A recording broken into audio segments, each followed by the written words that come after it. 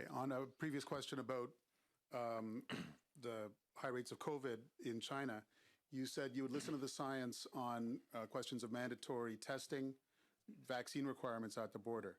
In any future contagion of any sort, would you consider scientific advice on whether to impose testing requirements and vaccine requirements within Canada, or would those mandates only ever apply to non-citizens?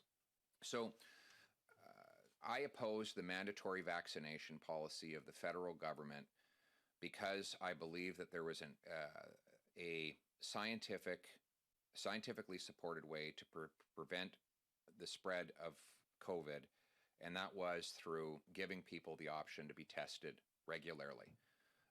And based on the data that I've seen, if people are tested negative in a given day, they're not zero risk to transmit, but they're significantly lower risk.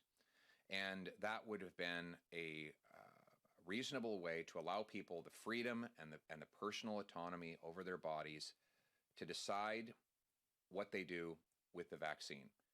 And that's the policy that I took in the COVID crisis. It's the policy that I think is the right one.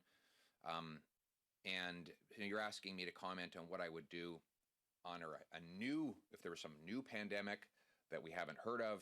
I can't comment on that because I haven't seen that pandemic. I don't even, we would be inventing a virus, and I'm not in the business of, I don't have a laboratory in which to do that, and I don't want to.